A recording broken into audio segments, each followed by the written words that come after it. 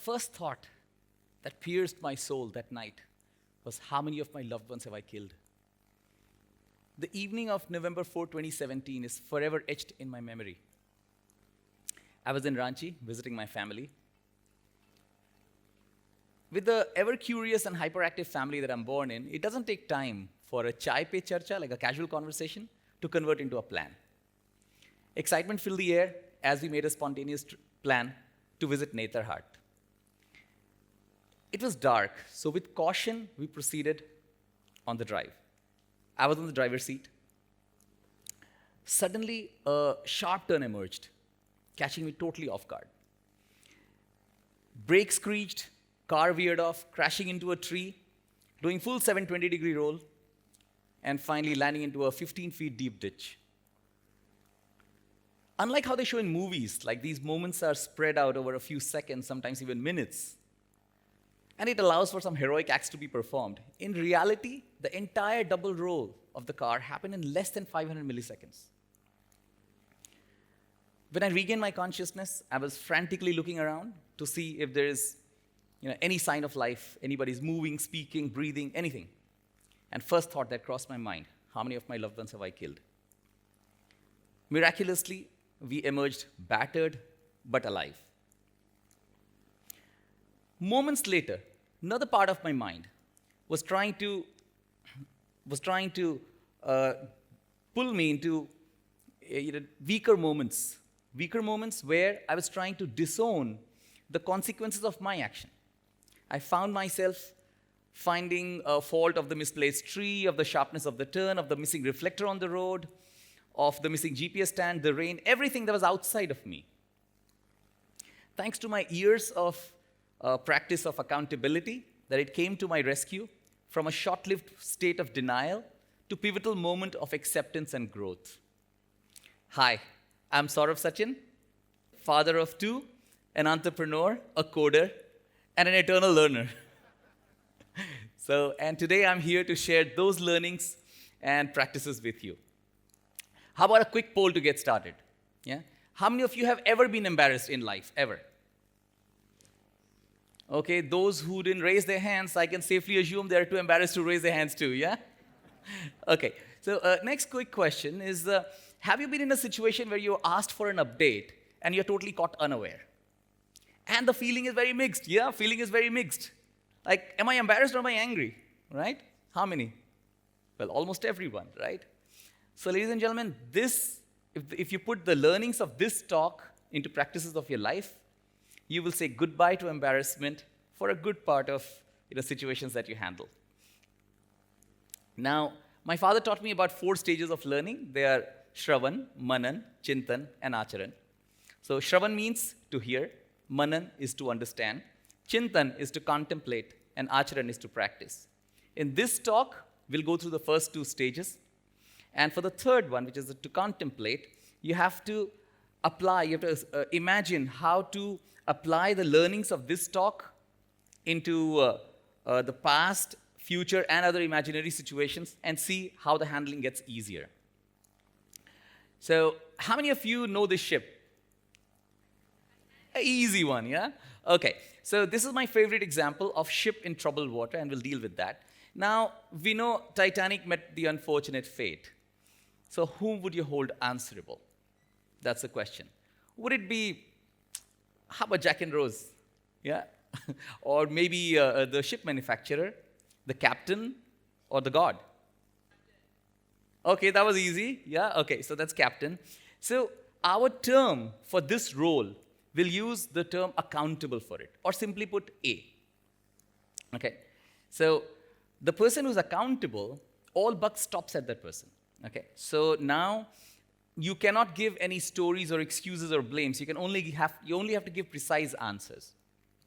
Okay, and have you ever seen a ship with 2 captains? Would it make the ship go twice as fast? Well, it did make the ship go twice as fast, but downwards, right? And the ship sank. Because every captain would think that the other would carry on with the job, and that's what happened. Yeah? Okay, so let's understand captain's goals. Captain's goals are to make sure that passengers are safe, the sail is smooth, and people reach on time. At the same time, the crew members, they are performing efficiently, passengers are happy, and overall the voyage is memorable and fun. That's the objective. Do you think the captain can do all this alone? Well, no.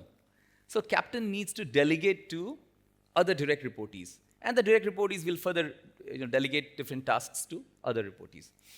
Now, this role we'll call responsible, or simply put, R. So those are people who are helping captain to make sure that all the functioning of ship happens smoothly. Now, when you drill down R, you start realizing that for different parts, the simpler parts or smaller parts, the different set of people who would then become accountable, linking back to the previous role. For example, if the food is not served timely, it's not the captain who's accountable anymore. Now, it's the F&B in charge who will be accountable. Okay. How many of you have heard of announcement, either in real life or in movies, that any doctor on board? Yeah? Sounds familiar? Let's try to deconstruct what would have happened that people were trying to figure out if there's any doctor on board. So probably the crew member would have come across any health emergency with a passenger. They were not able to control the situation, so they may have escalated it to the captain. And the captain may have then recommended that let's figure out if we have a doctor on board. What if there was no doctor on board? They were probably contacted a doctor on the ground. So what's happening here is that we are trying to borrow expertise, skills, and experience of another individual to rescue a situation. This role we'll call consulted, or simply put, C. Now, it's very usual that people go and consult with their bosses. Okay, let's try to understand this with a little bit deeper understanding and some nuanced aspects of it. So when we are consulting the boss, are we really only utilizing boss's knowledge, experience, and expertise, or are we quietly transferring the accountability? Well, if things don't go well, yeah? If things go well, of course, all credit. But if things don't go well, it's not unusual to say, hear that people say that, oh, you told me this, so I did it. But please understand, accountability is key to growth. Just like how I explained my story about the accident, where my rescue from the state of denial to the moments of acceptance and growth. Just like that, when we take accountability, we own our decisions, our actions, and the consequences thereof, which is very critical. So it's your opportunity to grow. So don't let go of the accountability. You should continue owning it. So there are people who are not part of being accountable or responsible or consulted, but they still deserve to know, right? If there's something's happening to the ship, they still deserve to know. Who would those people be? What comes to your mind? It would be certainly the crew, all the passengers. Then you would have other ships nearby, right? Maybe coast guards, maybe the CEO of the shipping line. There are also some non-obvious players in this. To give an example, how about the entity which will suffer the biggest financial loss if the ship capsized? Which entity? Yes, insurance, correct. But it's hard to imagine that in a situation where you are totally surrounded, in the thick of situation, and the ship is pitching and rolling, that you would be able to think of these non-optional players, right? So that's why the list of people who have to be informed about how things are progressing, that has to be prepared well in advance. You should not get into a crisis and then think of the list, because that list will never be complete. Okay. So let's just sum up. Let's summarize here. So now we have accountable, we have responsible, we have consulted, and informed, right? These are 4 roles that we saw. This is also called a RASI matrix, okay? Now, well, why RASI? Why not RC? That's because it just pronounces easier, and just like MBBS, yeah? So Mr. James Robinson was the inventor of this whole framework.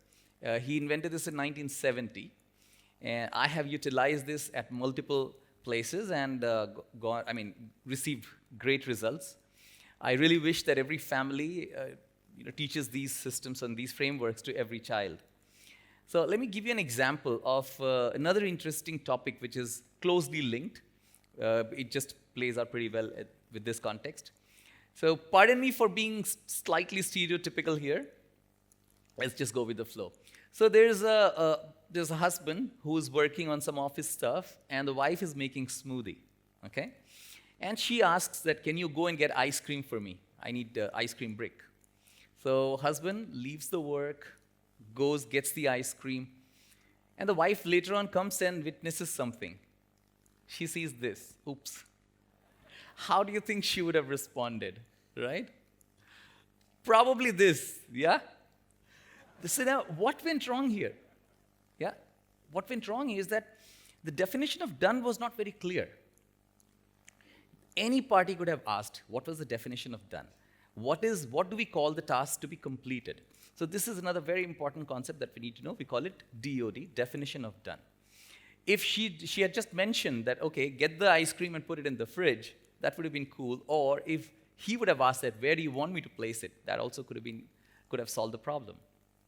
So the definition of done, keep that in mind. That'll become handy in the next few moments. Can you imagine a situation where somebody may need to play multiple roles? Like somebody could be accountable, at the same time could be consulted, or somebody could be consulted and at the same time also be informed. Can you imagine you are visiting a doctor, or rather consulting a doctor, okay, and you don't want to inform the doctor about your symptoms? Would it be any meaningful conversation? Well, no.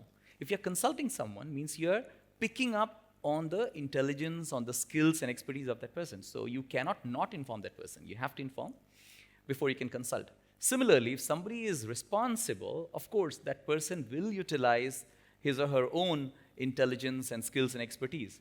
So naturally, if somebody is responsible, they automatically get consulted and informed. Similarly, somebody who is accountable automatically becomes responsible, consulted, and informed. So there's a sense of hierarchy that emerges here, right? Which is accountable, responsible, consulted, and informed in this order. So because of this, we can just assign one role and we know what that person is supposed to deliver. Let's jump to the part of practice now. Remember the fourth stage of learning. So for practice, now you don't need to know two things which are very important. First, what is the definition of done? Okay? And second is, who's the A? Who's accountable, right? And if it's you, you better know it in advance. Now, I'll show you a very easy way to organize your projects where you can distribute these roles and then have no such surprises, because people would know that who has the burden of follow-ups, which is A.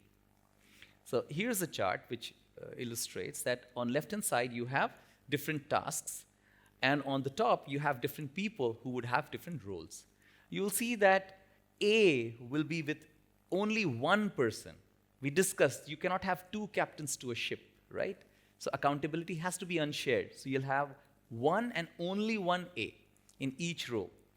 And you have to have one A. You can even have a row which can have just one A, but you have to have that, because without that, things will just get lost. I want to tell you one more interesting example, because these principles are applicable in personal life as well. In this example, what happens is that there's a couple, Amita and Mark, and they have their mother. They're expecting their mother to come and stay with them. So Mark proposes that we will convert this spare room to a livable space and utilize that. And Amita likes the plan, and then she says, yeah, and for any contracting job, you should contact my friend who's into this business, right? Now what happened is, Mark painted the room and was waiting for the contractor to come and finish the 2 days' worth of work. And Amita was waiting for the contractor's work to finish before she could move in all the stuff that she bought, the decor and the furnishings that she bought. Both kept waiting, because both thought the other would have contacted the contractor and would have finished. Now, if you see, the argument from both sides are legit. Mark says that your friend was the contractor, you should have contacted. Amita says that you were the one who were in charge, so you should have contacted. And you came up with this plan of converting this room. So what it needed was just defining who's A, so that we know that who has the burden of follow-ups. Think of it, the knowledge that we understood in this session, could it have helped? Imagine a sheet like this. Now we know clearly that who has the accountability. So to make sure that who has the burden of follow-up, that becomes very, very clear. Okay? So with this knowledge now, I hope that the ship of our life will sail smoother, and at the same time, we'll have more happy moments, because we don't realize, but positive affirmations can improve our productivity, can boost our productivity. But at the same time, the hangover of embarrassment can actually adversely impact our productivity. So I'll leave you with few lines from a very nice movie, which is कहता है पल खुद से निकल, जीते हैं चल, जीते हैं चल, जीते हैं चल, गम मुसाफिर था जाने दे, धूप आंगन में आने दे, जीते हैं चल, जीते हैं चल, जीते हैं चल. Well, it hasn't finished yet, because I have the accountability to make sure all of you are informed about my message, yeah? So for all those who are still left standing, here's the translation. So these moments urge, let's live and thrive. Let's take and give, let's feel alive. Sorrow, once a traveler, now release its hold. Let sunshine flood our courtyard bold. Let's live, let's flourish, let joy unfold in every step we take in stories untold. Thank you.